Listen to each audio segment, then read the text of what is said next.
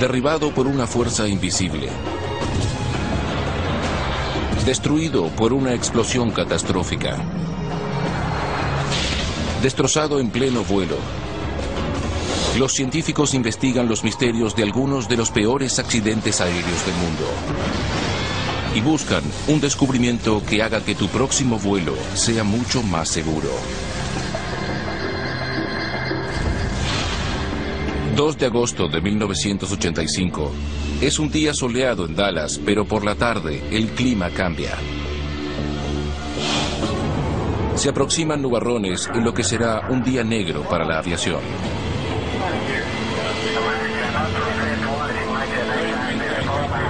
Cerca de las 6 de la tarde, un avión Lockheed TriStar de Delta Airlines se acerca al aeropuerto internacional de Fort Worth, en Dallas. La tripulación está comunicada con la torre de control. La tormenta empeora, pero no tanto como para alarmar a la tripulación.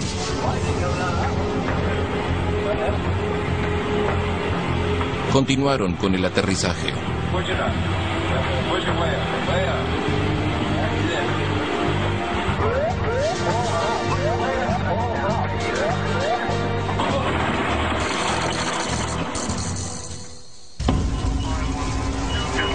His wing hit the ground directly right there, and he blew into flames. The death toll in that tragic Delta Airlines plane crash is now 131 dead. El Delta 191 se estrelló contra un automóvil y dio contra el suelo antes de explotar. Sobrevivieron solo 29 personas. En Washington, los investigadores del NTSB se apresuraron en llegar a Dallas. No, we have none. We simply understand at this point from Washington that we had an aircraft on approach and that it crashed. ¿Qué pudo haber derribado ese avión? Inspeccionaron los restos buscando pistas. Uno de los investigadores del NTSB es John Hammersmith. Teniendo en cuenta la tormenta que mencionaron, pensé que ese era el factor clave en las razones que provocaron el accidente. Rápidamente encontraron los registros de vuelo. Allí está la clave.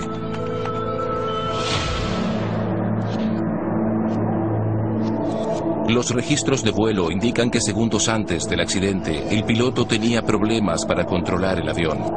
De manera inexplicable, el avión se acelera. Luego baja la velocidad y desciende bruscamente. La velocidad del aire cae otra vez y el avión pierde altura. Choca contra el piso, da contra un auto y finalmente se estrella en la pista. Aquí sucedió algo más allá del control de la tripulación del avión. Y es entonces cuando estudiamos el fenómeno meteorológico en detalle. Los investigadores sospechaban que había sido una cizalladura, un cambio en la velocidad del viento suficientemente brusco como para derribar un avión. Desde que se identificó el fenómeno en 1960, cayeron 26 aeronaves y murieron 626 personas. 3 años antes, una cizalladura se cobró la vida de 145 personas cuando un avión de Pan American se estrelló en Nueva Orleans. Para pilotos como John Cox, el accidente marcó un antes y un después en la aviación. Reconozco, al igual que la industria, que este debía ser el último accidente. Debíamos hacer algo más de lo que habíamos hecho hasta ahora. La mayoría de los aeropuertos tienen detectores de viento.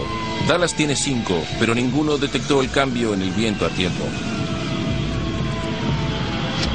De manera extraña, unos pocos minutos antes de que se estrellara el Delta 191, un avión más pequeño aterrizó bien. Desde 1970, el meteorólogo John McCarthy estudia al sospechoso, una forma mortal de cizalladura, una microrráfaga. Lo atemorizante de la microrráfaga es la velocidad con la que se forma. En casi todos los casos, el avión que pasó antes del accidente no encontró nada en ese lugar. Las microrráfagas son corrientes descendientes pequeñas, pero poderosas. Se forman cuando el aire caliente se eleva y evapora las gotas de lluvia. El aire se enfría y se densifica y se encolumna precipitándose hacia el suelo. Cuando choca con la superficie, dispara poderosas ráfagas en todas las direcciones. Una microrráfaga severa puede derribar a un avión. Su velocidad de frecuencia es aterradora. Hicimos un estudio en Denver y detectamos 90 microrráfagas. En 90 días, muchas más microrráfagas de las que esperábamos encontrar. La altura y la velocidad a la que se encuentre el avión determinan si sobrevive a la microrráfaga. Mientras despegan o aterrizan, corren mayores riesgos. La prueba está en los registros de vuelo del Delta 191. Cuando el avión se acerca a la microrráfaga, un poderoso viento de frente lo azota. Cuando entra en la corriente descendiente, comienza a caer. El avión debe recuperar altura, pero en segundos lo azota un viento de cola que lo precipita a tierra.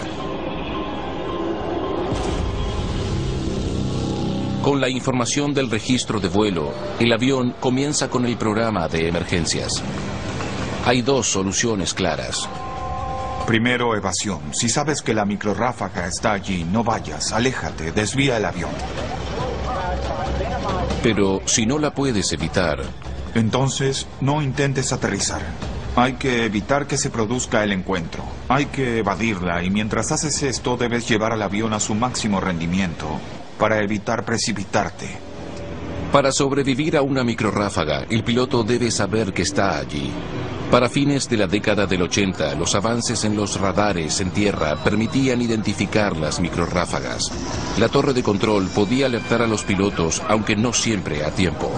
La tripulación de la cabina necesita tener información disponible basada en la situación actual para poder tomar decisiones precisas.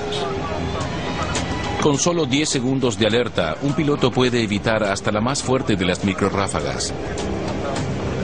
Ya comenzó la carrera por desarrollar un sistema de alertas integrado que les dé a los pilotos esos segundos cruciales que marcan la diferencia entre la vida y la muerte. La NASA y la Administración Federal de Aviación se unieron para encontrar una respuesta. Con un 737 especialmente adaptado, probaron un radar Doppler modificado instalado en la nariz del avión. Roland Bowles está a cargo del programa. Una vez que se desarrolló la tecnología de detección básica, lo único que podía probar que el concepto funcionaba era volar directo hacia las microrráfagas. Dave Hinton también estaba en el proyecto.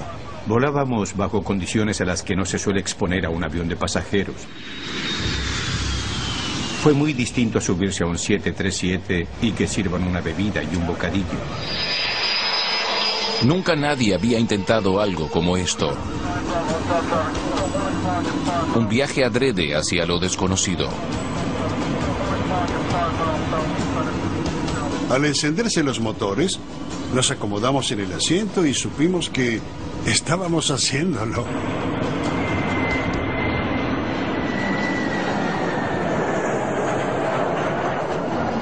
Durante 2 años, el equipo de la NASA voló a través de 75 microrráfagas para probar el sistema. El radar mide el movimiento y la velocidad de las gotas de lluvia en el viento y así detecta las microrráfagas. El nuevo sistema de alerta se implementó en 1994. Hoy, todas las aerolíneas lo tienen. 450 metros, señor. Copiado. 12 nudos. Desde que está en el mercado, todas las aeronaves pueden detectar microrráfagas y hasta están instalados en los simuladores. Gire, cizalladura en el frente. Girando. Girando. Torre, Boeing 1. Giramos debido a una cizalladura. Miles de personas más habrían muerto si no se realizaba este trabajo. La causa de alrededor del 75% de los accidentes aéreos son errores humanos. A veces son causados por personas que nunca dejaron tierra. 28 de abril de 1988. El vuelo 243 de Aloha Airlines parte en un vuelo corto desde la gran isla de Hawái hacia Honolulu. A 7.300 metros de altura alcanza velocidad crucero. Inesperadamente, el control aéreo de Maui recibe una llamada de auxilio. Maui Tower, Aloha 243, we're in dock for landing. Descending out of 13 and we have rapid departure. We are unpressurized, declaring an emergency. We're going to need assistance. We cannot communicate with the flight attendant. There will be assistance for the passengers on the land. Okay, I understand you're going to need an ambulance, is that correct? Affirmative. Roger. How many do you think are injured? We have no idea. We should communicate with our flight attendant. Okay, we'll have ambulance on the way. En el aeropuerto Kalui de Maui esperan lo peor. Pero no estaban preparados para lo que sucedió. Nearly a third of the Boeing 737 ripped off in mid-flight. An amateur photographer was at the Maui airport when the plane... Aeropuerto de Maui, Hawái. El Aloha 243 acaba de pasar por una pesadilla a 6.400 metros de altura. Sin aviso, una sección del fuselaje de 5,5 metros se destrozó en un instante y dejó a los pasajeros expuestos a vientos de 160 kilómetros por hora. No quiero imaginar lo que habrá sido estar sentado del lado de la ventanilla en ese avión. Eso debió haber sido un horror. Todo lo que no estaba sujeto al avión voló por ese agujero. Maletas, libros, lo que sea que uno llevaba. Cuando el avión se abrió, voló. De las 95 personas a bordo, solo una murió. La auxiliar de vuelo Clarabel Lansing, expedida cuando se abrió el fuselaje. Podría decirse que la abertura la succionó porque había restos de piel y sangre en los bordes de la abertura. Reciben al piloto Robert Schornsteimer y al copiloto Madeleine Tompkins como héroes. Estaban al mando de un avión averiado. Estaban volando sobre el agua. Todo era lo peor que podía pasar. Y de todas formas, ellos lograron llegar a tierra. Era una pieza de aviación fenomenal. Creo que nadie en la industria creía que algo así ocurriría.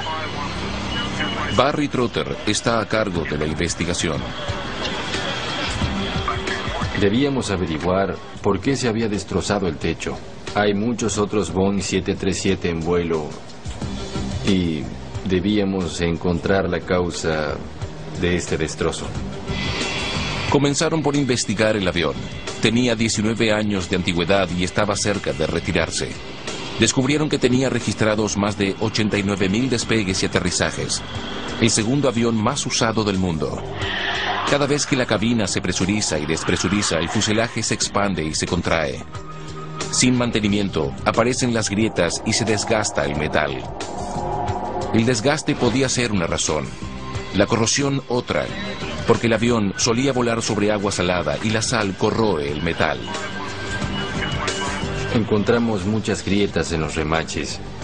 También notamos que habían lijado todas las zonas en las que se veía la aparición de burbujas de corrosión y luego pintaron esas zonas del mismo color original. El NTSB determina que el equipo en tierra debería haber reparado la corrosión, pero la extensión de las grietas indica que el problema es aún mayor. En el laboratorio aparece un cuarto factor, falla de fábrica. Es en una sección llamada empalme irregular. Los empalmes irregulares se realizan cuando una gran superficie del fuselaje se superpone con otra. Se las une con epoxi, una malla y con estos remaches. Boeing identificó una falla en el epoxi de sus empalmes irregulares. Había emitido una alerta 6 meses antes del accidente de Aloha. El NTSB descubrió que Aloha no había reparado la falla. Las juntas del vuelo 243 fallaron por completo. Se puede ver el lugar donde el epoxi se desgarró y la malla se separa de la cara inferior del fuselaje. Cuando falla el adhesivo en un empalme, aumenta el peso sobre los remaches.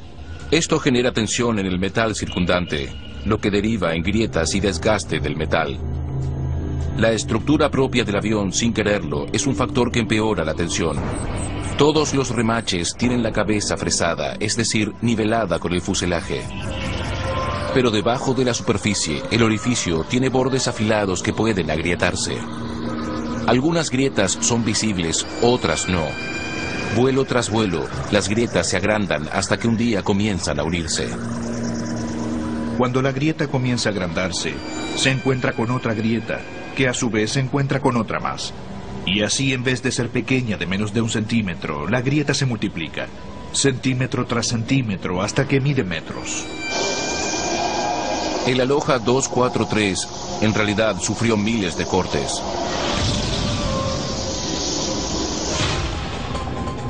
Es un fenómeno atemorizante llamado DMF, daño multifocal. Comienzan las inspecciones y encuentran otros aviones con DMF. La Administración Federal de Aviación ordena a todas las aerolíneas que sean estrictas en las inspecciones. Además, lanza el programa Aviones Usados para encontrar la mejor manera de detectar grietas por desgaste. El desafío es detectar una falla que no se pueda ver sin desarmar todo el avión. Para detectar grietas durante la década del 80, las aerolíneas confiaban en una prueba electromagnética llamada corrientes de Eddy. Pero era lenta. Se probaba un remache por vez. Y lo que era peor, la prueba no indicaba detalles estructurales de la grieta. Pero ya había una solución en ciernes. Una máquina construida para las líneas de ensamblaje detecta grietas en compuestos de fibra de carbono. Después del accidente de Aloha, los ingenieros trabajaron en modificar la máquina para que detectara grietas en metal y en aviones en servicio.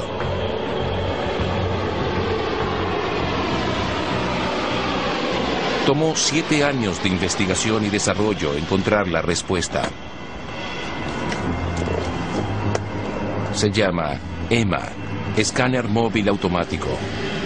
Registra 25 centímetros de fuselaje por minuto con una precisión sin precedentes. Utiliza 4 sistemas de escaneo.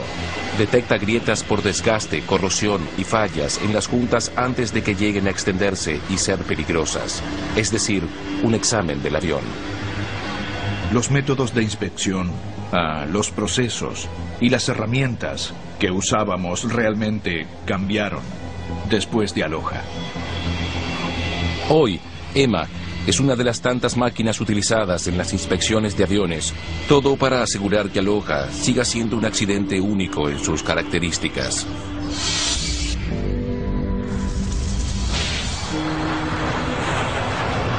...17 de julio de 1996... es un día caluroso en el aeropuerto JFK de Nueva York. En un TWA 800, 212 pasajeros esperan ansiosos aterrizar en París, pero un inconveniente con el equipaje retrasa el despegue. El 747 pasa 4 horas sobre la pista de aterrizaje y luego despega a las 8:20 de la noche.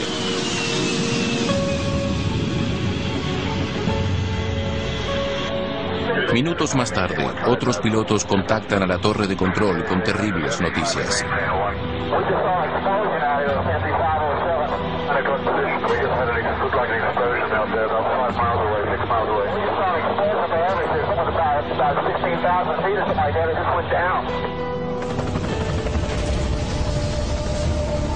La tragedia pudo verse desde toda la costa de Long Island. Un avión se convirtió en una bola de fuego y dejó un misterio en llamas.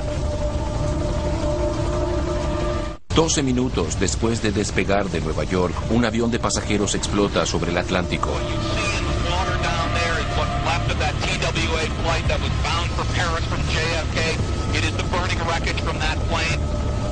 Encendí la televisión y lo que vi fue horrible. Había llamas por todo el océano. Enseguida supe que era un 747. Entonces me di cuenta de que habría muchas muertes en nuestras manos.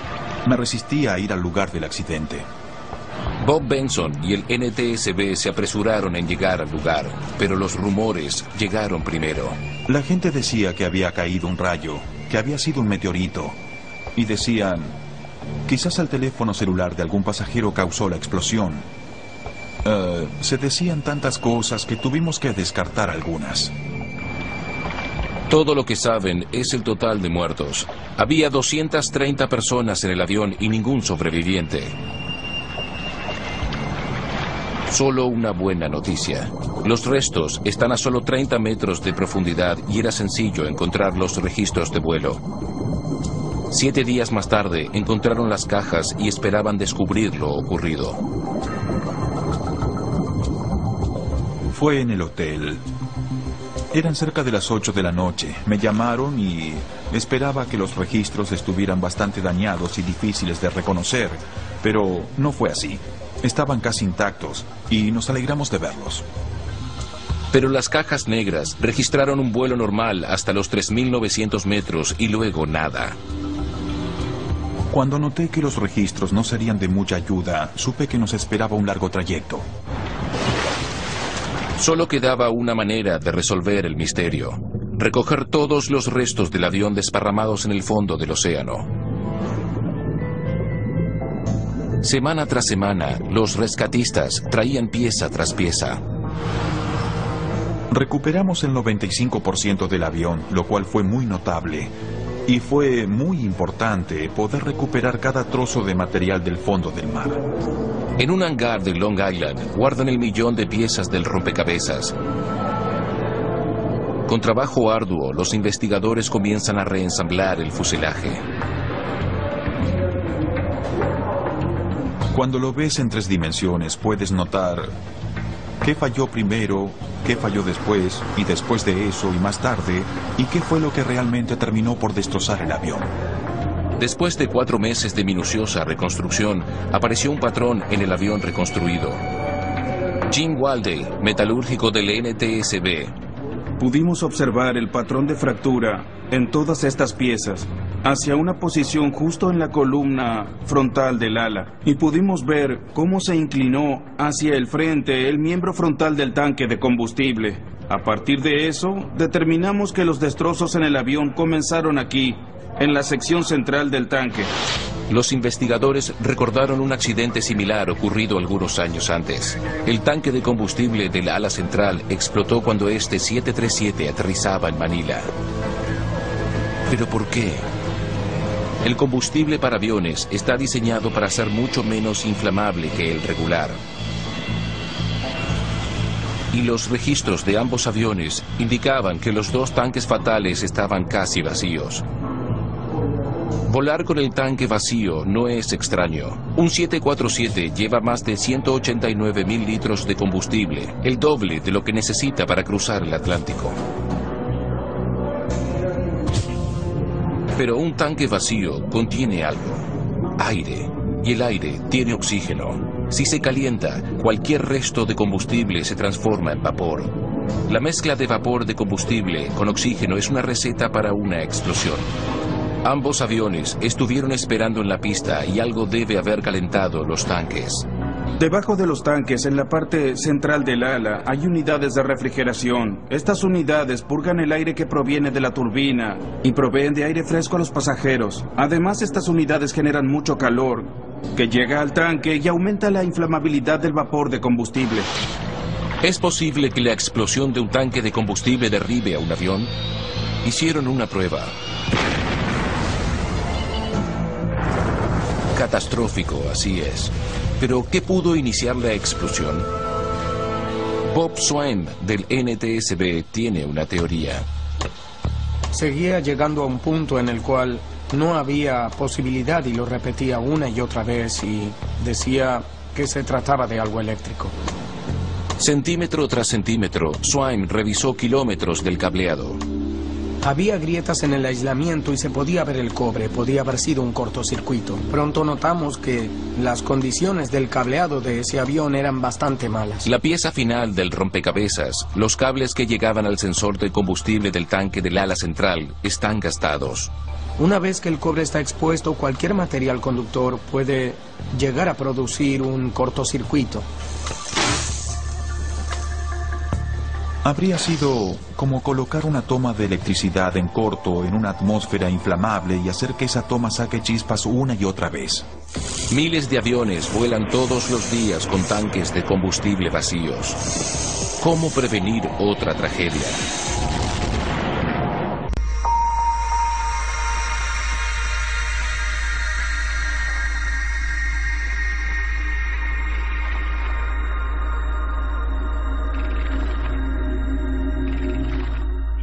Para saber por qué explotó el TWA-800, los investigadores reconstruyen el desastre.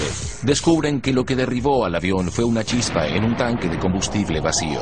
¿Cómo se hace una prueba de explosión de un tanque cuando ya se consumió todo el combustible? Se reduce el nivel de oxígeno. Se llama inertización. El proceso de inertización reemplaza el oxígeno inflamable de un espacio cerrado por gas seguro no inflamable. Pero los sistemas de inertización son grandes y costosos. Los científicos del Centro Técnico FAA en Atlantic City enfrentan un desafío: desarrollar un sistema de inertización liviano y económico para un tanque de combustible. Era un desafío muy grande. Se nos pedía que hiciéramos algo que jamás se había hecho. Después de 4 años de investigaciones, Gus Sarkos y su equipo desarrollaron una respuesta: separar las moléculas de aire. El corazón del sistema de inertización del tanque son los módulos de separación de aire. Cada uno de esos módulos contiene cientos de miles de esas pequeñas fibras huecas. Estas fibras de aquí permiten el pasaje de aire y separan el oxígeno del nitrógeno del aire. El dispositivo obtiene el aire presurizado del motor y lo transfiere a la membrana de fibra hueca. El aire contiene un 20% de oxígeno y un 80% de nitrógeno. Las moléculas de oxígeno son demasiado grandes y no pasan. Solo lo logran las más pequeñas, no inflamables, de nitrógeno.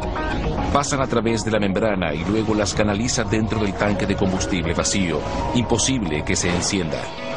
En 2006, una década después de la tragedia, la inertización de combustible es ley.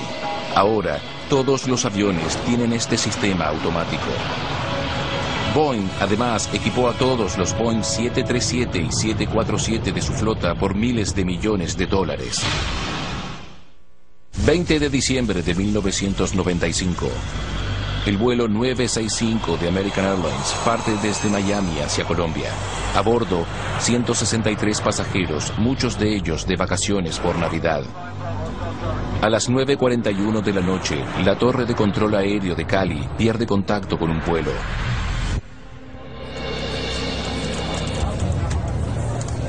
En el aeropuerto de Cali, los familiares esperan novedades ansiosos. El avión nunca llega.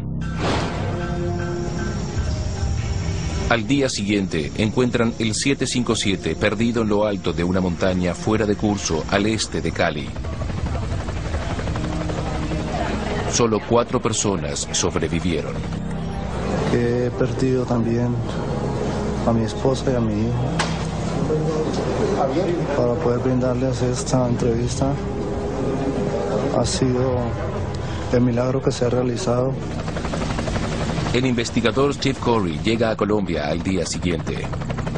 Estaba ubicado en una ladera bastante empinada, con mucha selva y árboles alrededor, y había llovido mucho. Fue muy difícil recuperar los cuerpos y los restos por las condiciones del lugar.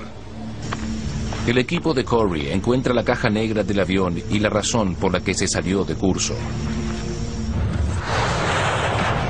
A las 9:26 de la noche, el vuelo 965 de American Airlines solicita permiso para aterrizar. Un error en la comunicación con la torre de control aéreo hace que se ingrese información equivocada al sistema de control de vuelo.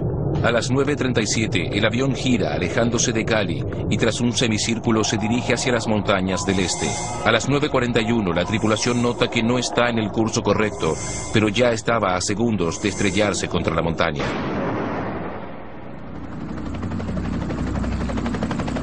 Este tipo de accidentes se clasifican como precipitación a tierra por vuelo controlado. La investigación pronto determina que no fue una falla estructural. No tenía fallas, pero igualmente un avión en perfecto estado cayó a tierra.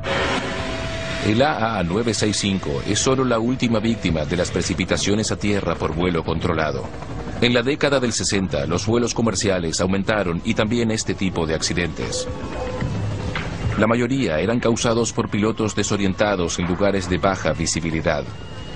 No tenían ningún sistema que les indicara que estaban por estrellarse. Aterrizaje profundo, aterrizaje profundo. El ingeniero en aviación Don Bateman acepta el desafío. Durante 40 años trabajó para que volar sea más seguro desde que un avión se estrelló cerca de su casa. Siempre me interesó el tema, porque algunos de mis colegas de Boeing estrellaron un avión contra las montañas. Bateman comienza usando tecnologías de la Segunda Guerra Mundial. El radar altímetro les ofrece información vital a los pilotos, el nivel de altura.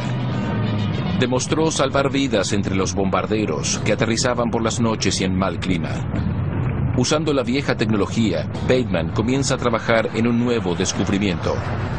En 1970 desarrolla el primer sistema mundial de alerta de proximidad, el GPWS. El sistema de Bateman mide la altitud constantemente y envía esa información a una computadora.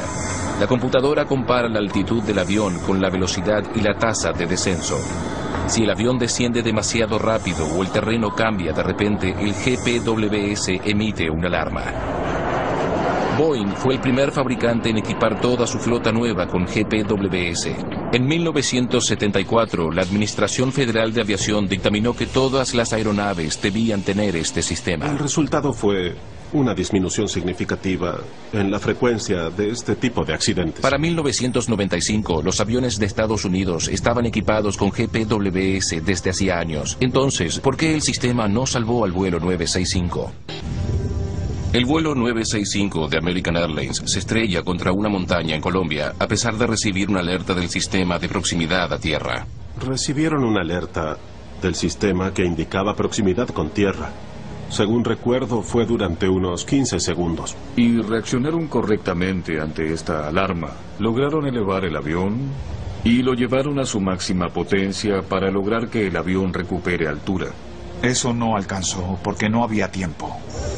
Solo 30 metros más lo habrían salvado. El accidente demuestra un punto oscuro del GPWS. Solo mide hacia abajo y no hacia adelante. Si el terreno aparece frente al avión de repente, el GPWS no puede alertar al piloto a tiempo. El inventor del sistema pasó años buscando una solución. Pero para medir el terreno frente al avión, Don Bateman necesitaba mapas globales con detalles sin precedentes. Mapas que aún no existían, o al menos eso creía. Los rusos venían trabajando en los mapas desde 1923 y continuaron durante la Segunda Guerra Mundial.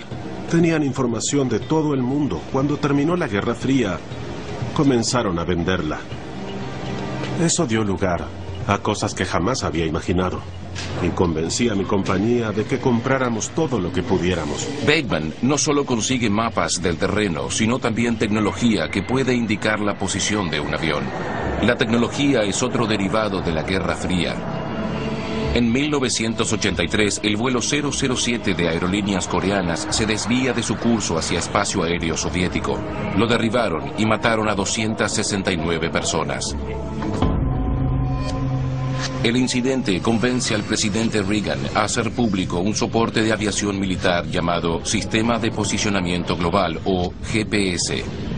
Finalmente, Bateman tiene todas las piezas necesarias para salvar vidas. El GPWS mejorado sigue utilizando un radar altímetro para leer el terreno bajo el avión. Los GPS de a bordo utilizan satélites para rastrear la posición exacta de una aeronave. Combinan la posición con el terreno y la información le muestra al piloto qué tiene enfrente y lo alerta si está volando hacia algún peligro. Tierra al frente, elévese, tierra al frente, elévese. Aquí está en acción en Arizona. La pantalla muestra el terreno circundante. Los rojos indican terreno más alto que el avión. Si no hay buena visibilidad, el piloto puede no notar que está en curso hacia una montaña. La imagen en pantalla lo alerta. Si no presta atención a eso... Tierra al frente, elévese, tierra al frente, elévese, tierra al frente, elévese, tierra al frente, elévese. Va hacia la derecha. Bateman estaba perfeccionando este sistema cuando sucedió el accidente del 965. Después de que sucedió lo de Cali, es posible que haya aumentado mi interés por esto, porque podíamos lograr que en lugar de 15 segundos dieran 1 minuto, y esto es mucho tiempo para un avión. Tierra al frente, elévese, tierra al frente. Todas las aeronaves de Estados Unidos registradas que pueden llevar más de 6 pasajeros también deben tener este sistema. No volvimos a tener un accidente como estos una vez que equipamos los aviones con esta tecnología. Es